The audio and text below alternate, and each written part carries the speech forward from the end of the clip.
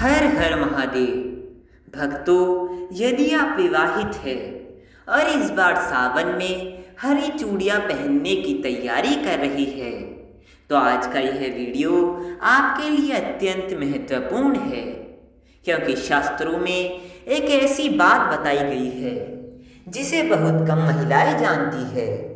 अधिकतर महिलाएं बाजार से हरी चूड़ियां तो खरीद लेती है, लेकिन उन्हें यह नहीं पता होता कि आखिर इन्हें किस दिन खरीदना सबसे शुभ माना गया है, किस समय पहनना चाहिए और कौन सी ऐसी छोटी सी गलती है जिसके कारण शुभ फल मिलने के बजाय अशुभ परिणाम भी देखने को मिल सकते हैं।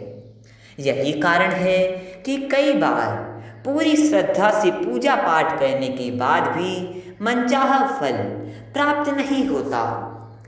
आज के इस वीडियो में हम विस्तार से जानेंगे कि सावन में चूड़ियों का धार्मिक महत्व क्या है, इन्हें खरीदने का शुभ दिन कौन सा है, पहनने का सही समय क्या है, किन दिनों में भूलकर भी इन्हें नहीं खरीदना चाहिए और आखिर क्यों माँ पार्वती को अर्पित करके पहनी गई चूड़ियाँ विशेष रूप से शुभ मानी जाती है। यदि आप चाहती है कि भोलेनाथ और माँ पार्वती की कृपा आपके परिवार पर बनी रहे तथा पति की आयु, स्वास्थ्य और उन्नति के लिए आपका श्रृंगार वास्तव में मंगलकारी बने, तो इस वीडियो को अंत तक अवश्य देखिएगा। बीच में वीडियो को छोड़ने की भूल बिल्कुल मत कीजिएगा, क्योंकि अंत में मैं एक ऐसा छोटा सा उपाय भी बताऊंगा जिसे बहुत कम महिलाएं जानती है। यदि आप भगवान भोलेनाथ और माँ पार्वती में श्रद्धा रखती है तो वीडियो को अभी लाइक कर दीजिए, कमेंट बॉक्स में पूरे विश्वास के साथ ओम नमः शिवाय लिखिए। चलिए बिना समय गंवाए आरंभ करते हैं। मेरी प्यारी बहनों, जब सावन का महीना आने वाला होता है तो क्या आपके मन में भी एक अलग ही आनंद नहीं जागता? क्या ऐसा नहीं लगता कि फिर से भगवान भोलेनाथ के मंदिरों में घंटियों की ध्वनि गूंजेगी, शिवलिंग पर जल चढ़ेगा, घर घर में ओम नमः शिवाय का जाप होगा और हर सुहागिन अपने पति के सुख, सौभाग्य तथा लंबी आयु की कामना करते हुए माँ पार्वती का आशीर्वाद मांगेगी? यदि आपके मन में भी ऐसा भाव आता है तो समझ लीजिए कि यह केवल एक परंपरा नहीं बल्कि आपकी श्रद्धा की सबसे सुंदर अभिव्यक्ति है। लेकिन बहनों, श्रद्धा जितनी पवित्र होती है उतना ही आवश्यक होता है सही ज्ञान। कई बार हम पूरी निष्ठा से पूजा करते हैं, पूरे मन से व्रत रखते हैं और 16 श्रृंगार भी करते हैं, फिर भी मन में कहीं न कहीं यह प्रश्न रह जाता है कि आखिर वह शांति, वह कृपा और वह आनंद क्यों महसूस नहीं हो रहा जिसकी हमने कामना की थी। ऐसा क्यों होता है? क्या भगवान हमारी पूजा स्वीकार नहीं करते? नहीं, भगवान तो अपने भक्त का प्रेम देखते हैं। उनके लिए सोना चांदी, बड़े बड़े छड़ावे या महंगे आभूषण नहीं बल्कि भक्त का निर्मल मन सबसे बड़ा उपहार होता है। लेकिन हमारे ऋषि मुनियों ने एक बात और समझाई है कि जब श्रद्धा और सही विधि दोनों साथ चलती है तब पूजा का पुण्य और भी अधिक फलदायी माना जाता है। यही कारण है कि आज हम एक ऐसी छोटी सी बात पर चर्चा करेंगे जिसे बहुत सी महिलाएं अनदेखा कर देती है, और वह बात है सावन की हरी चूड़ियाँ।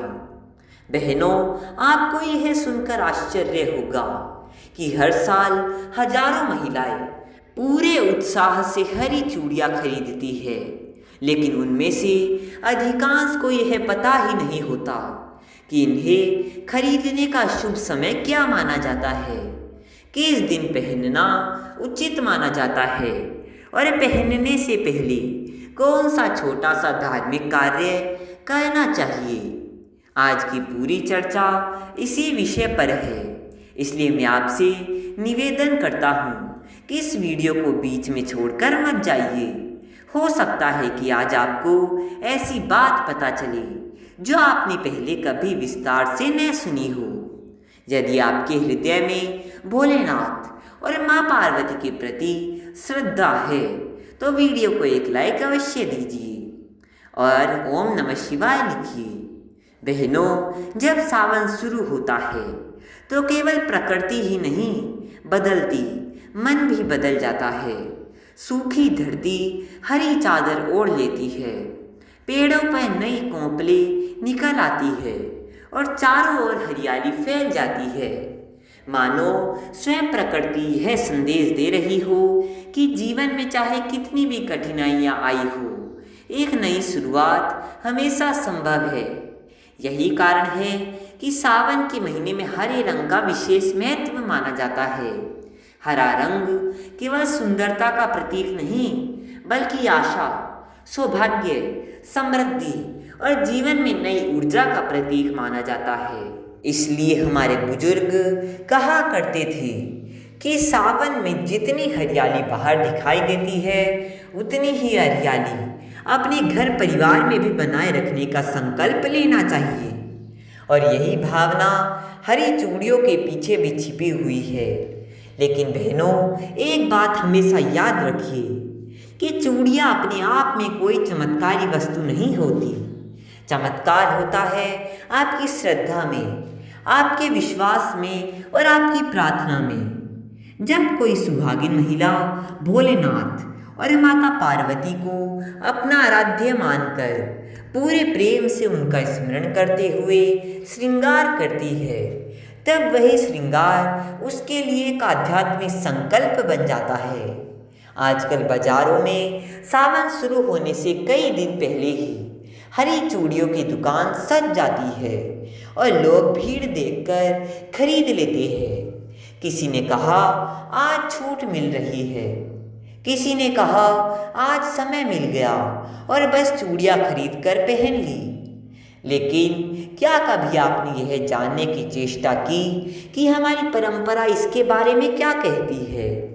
क्या हर दिन शुभ माना गया है या फिर कुछ ऐसे दिन भी है जिनमें थोड़ा संयम रखने की सलाह दी जाती है? सनातन परंपरा में किसी भी वस्तु का महत्व केवल इसलिए नहीं होता कि वह सुंदर है, बल्कि इसलिए होता है क्योंकि उसके साथ एक भाव, एक संकल्प और एक आध्यात्मिक अर्थ जुड़ा होता है। हरी चूड़ियाँ भी उसी भाव का प्रतीक है जो हमें घर और मन की हरियाली की याद दिलाती है। यदि मन में क्रोध और अहंकार बढ़ जाए तो धीरे धीरे रिश्तों की हरियाली कम होने लगती है। इसलिए सावन हमें अपने व्यवहार को भी मधुर बनाने की प्रेरणा देता है। श्रृंगार का अर्थ केवल सजना नहीं है। सनातन परंपरा में जब कोई सुहागिन अपने हाथों में चूड़ियाँ पहनती है तो वह अपने जीवन में मंगल और शुभ संकल्पों का सम्मान कर रही होती है। इसलिए श्रृंगार हमेशा प्रसन्न मन से करना चाहिए। यदि आप सावन में हरी चूड़ियाँ धारण करें तो पहले अपने मन को शांत करें, 2 मिनट भोलेनाथ का स्मरण करें और फिर माँ पार्वती से प्रार्थना करें कि हे माँ, मुझे ऐसा विवेक दीजिए कि मैं अपने परिवार में प्रेम, धैर्य और सम्मान बनाए रख सकूं। ऐसी प्रार्थना मन को भीतर से बदल देती है। जब आप हरी चूड़ियाँ खरीदती है तो मन में दिखावे का विचार नहीं होना चाहिए, क्योंकि मन की दिशा ही पूजा की दिशा तय करती है। यदि मन में समर्पण हो तो वही छोटा सा कार्य साधना बन जाता है। हरी चूड़ियाँ घर लाकर किसी साफ स्थान पर रखें और पहली बार पहनने से पहले भोलेनाथ व माँ पार्वती के सामने रखकर उन पर हल्दी और अक्षत अर्पित करें। भगवान भाव के भूखे हैं, वे सादगी और सच्चे मन से प्रसन्न होते हैं। सावन 2026 में सोमवार और शुक्रवार का दिन हरी चूड़ियाँ खरीदने तथा धारण करने के लिए अत्यंत शुभ माना जाता है। यदि पूजा के बाद माँ पार्वती का आशीर्वाद मानकर इन्हें पहना जाए तो यह श्रृंगार केवल एक परंपरा न रहकर एक श्रद्धापूर्वक और मंगलकारी संकल्प बन जाता है। हर हर महादेव।